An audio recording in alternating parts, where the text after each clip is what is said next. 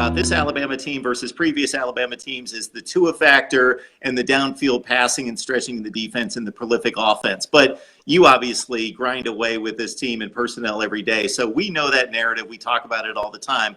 Look at the rest of the team. How would you compare the strengths and weaknesses of this, well, I say weaknesses in quotes, of this Alabama team versus previous editions? Well, I do think what you said about the offense is true. I do think this team has much more of a capability of scoring points with explosive plays, throwing the ball down the field. Having said that, Mark, I think toward the end of the season, Tua was not as effective. In September and October, it was a pinball show. I mean, he would just come in and he'd light up the board, for 4 or 5 touchdowns before the end of the first quarter, and games were over. In November, when they hit the tougher part of their schedule, Alabama's schedule is always backloaded in November with LSU, Mississippi State, and Auburn. And then, of course, we saw it against Georgia. Tua was not as dominant as a quarterback as he was in those first 2 months. Some of that had to do with the defenses he faced. Some of that had to do with him being nicked up. And then obviously in the Georgia game, got hurt in that first series. So I think offensively, there aren't many questions about this Alabama team. And obviously statistically, Oklahoma's not a good defense.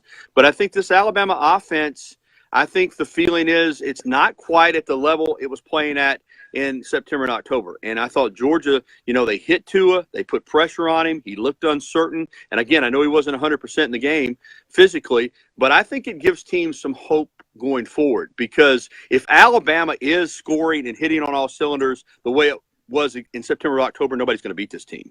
I mean, you have to hope that offensively you can slow them down. The rest of the team, I think defensively they're underrated, to be honest with you, Mark. I really do. I thought that because the game has changed so much and Alabama's held to such a different standard, people look at them. But to have back-to-back shutouts in the Southeastern Conference in this day and age against LSU and Mississippi State, they can pressure the passer. They're good in the back end.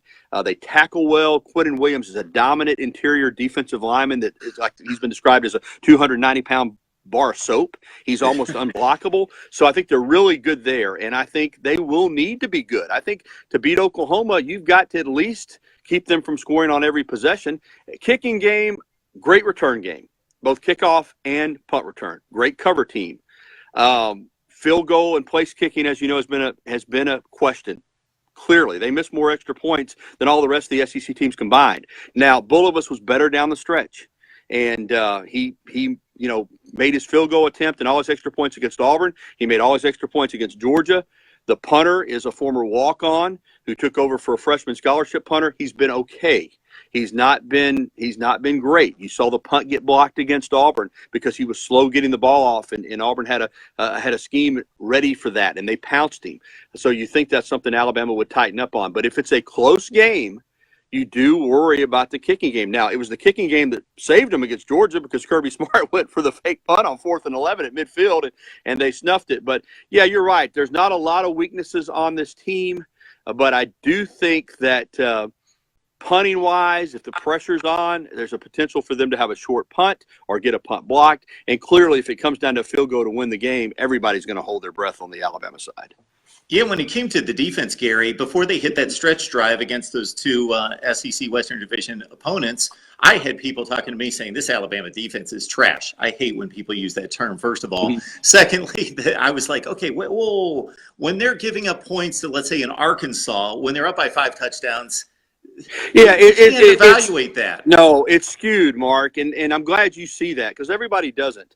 Having watched them every game, every play pretty much of every game, you're right. They would get up on these teams by 30, 35, 40, 50 points. The game was over. Now, I don't blame these other teams because they're looking for style points, and Chad Morris was like, 31 points on Alabama is 31 points on Alabama. At the end of the day, I don't care how we get it. But you've got teams still against Alabama's backups running their first team offense out there, calling timeouts, treating the game as if the game was in jeopardy, trying to light the scoreboard up. That's just the fact. That's the way teams played Alabama. There was no, Alabama would back off, but there was no back off against Alabama. It's like the opposing coaches said, we know the game's over, but we're going to keep playing because we need, my job is, I want to make my fans happy. As many points as I can get on Alabama, I'm going to get. So you had a defense that I thought was pretty good the whole year. But a lot of times in games after the game was decided, the other team kept playing. and in some cases even calling timeouts down by a lot of points to try to get more points on the board. And that did happen to them. They gave up more points than they're accustomed to giving up, but that has a lot to do with the way other teams played them. Never quitting, never saying we're going to put our backup quarterback in, never saying, we're going to run the ball to get the game over with. The only time that actually happened was against Auburn. Malzahn did kind of wave the white flag, and I think maybe it's because he didn't want Alabama's offense to get the ball back and score more points against him, so he started running the ball, trying to run the clock out with about 8 or 9 minutes to go in the fourth quarter. But most teams kept playing offense against Alabama in an attempt to get as many points as they could, but the game was over. Imagine if Alabama had wanted to keep playing offense at full speed. Some of these games, honestly, Mark, early in the year, against Ole Miss and Oxford, I think they could have come close to 100 points. I really do. Absolutely. That Louisville game, my goodness, they scored 51 like that. Yeah. Could have named the score. And then the other equation in that, once they did hit the better teams, Mississippi State and LSU in particular, then people were at least telling me. Hold on, my lights went off. The sensor went off. There we go. There we go. We want to be able to see you. So once they hit those back-to-back SEC Western Division games, and then they pitched those 2 shutouts, and then I had people saying, you know how sports fans are, those offenses are trash. And I would say, whoa, hang on just a second. Mm-hmm. Of course, they're not prolific offenses, and they have their limitations, but LSU and Mississippi State, they're loaded with talent and SEC athletes. If you want to go to that degree of criticism of offenses, there's only about 5 offenses in the nation that you can say, well, they're on this other plane. But to shut out SEC competition, and even if you go back to the Ole Miss game that you alluded to, of course, Ole Miss is scoring 35 and 40 points at one and hit Alabama with the I think they just made Alabama angry with that 80-yard touchdown play out of the gate, or 75 yards out of the gate. The defense has been just tremendous. It has, and again, you're very perceptive in regards to it's a different narrative for Alabama. They're judged by a different standard. Mississippi State isn't prolific on offense, neither is LSU, but nobody else shut them out. The thing I get, remember this, it's always with me for Alabama, it's how was the game viewed going into the game versus how it was viewed afterwards. And the week of that LSU game, I'm telling you, it was being pumped. You heard a lot of people saying, well, LSU can win this game. LSU's capable of winning this game. Tiger Stadium at night. They played Alabama close down there, even though Saban, I think, was 4-1 down there going into this game. They've all been nail biters, and that was true. And then when Alabama wins at 29-0, it was like, oh, well, LSU wasn't as good as we thought it was. The argument immediately changes. Because of the success Alabama had against these teams. I'll tell you this, Mark. A couple of teams I was really impressed by this year, and this may surprise you. I thought, as far as a well-rounded football team, in all facets, I thought Missouri was one of the better teams Alabama played. It was a 39-10 game. Missouri was out their top wide receiver, but as far as Drew Lock being a big-time quarterback, as good as advertised, their offensive line, defensively being solid, kicking game. They should have won 10 games. The fact that they're 8-4 that was a really good team. And I thought defensively, and nothing against LSU, they're good.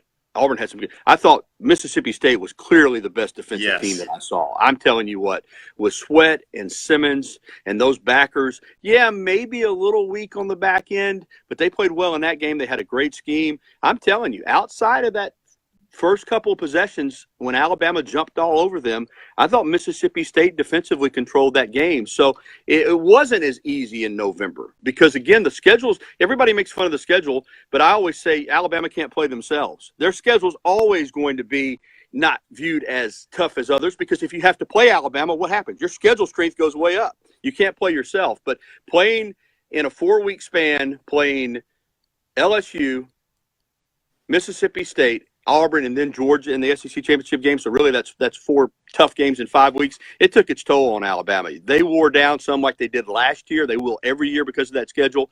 And this team during this break, I hope, has gotten healed and rehabbed, and maybe they'll be healthy for the Orange Bowl because they wore down some again this year, Mark. You saw it in the Citadel game.